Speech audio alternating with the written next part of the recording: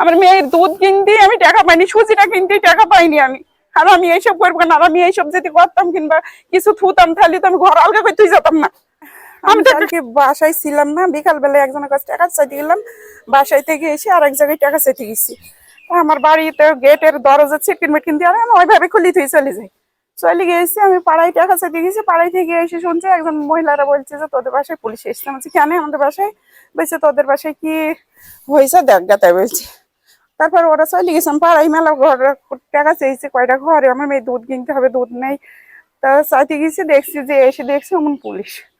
আমি আবার তখন একটু সরে দাঁড়ালাম, পুলিশ তাই দেখলাম। তা আমি হচ্ছে যে এইসব কাজ তো আমি কখনো জীবনে কি জিনিস আমি তো কোনোদিন চিনিনি, কোনোদিনই চিনিনি। আর এইসব কেউ আমাকে বলতেই পারবি না যে এইসব কাজ করে।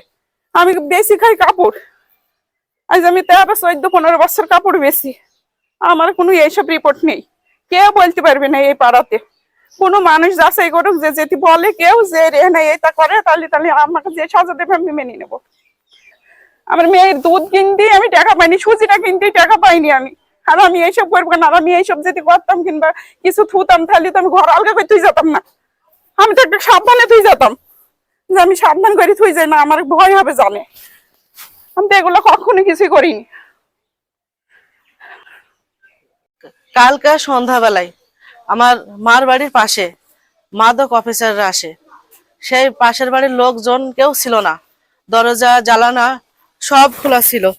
খোলা থাকার পরে ওরা আগে তল্লাশি করছে, পরে আমাকেও ডাকছে।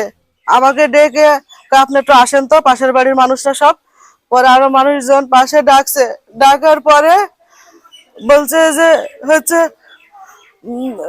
আপনাদের নামে মামলা হবে, আপনার স্বামীর নামে আর পাশের বাড়ির যার কাছে পাইছে তার নামে। তাহলে আমার স্বামী তো চিকিৎসায় গেছে কালকে কুষ্টিয়ায়, সে আজ 2 দিন যাবৎ বাসায় নাই। কালকে ডাক্তার পাই নাই বলে কাল ট্রিটমেন্ট নিতে পারি নাই, তার এখন পর্যন্ত সে বাসায় আসে নাই। তাহলে এই মিথ্যা মামলা দিয়ে হেনস্থা করতেছে। আমরা প্রশাসনের কাছে সুষ্ঠু বিচার চাই।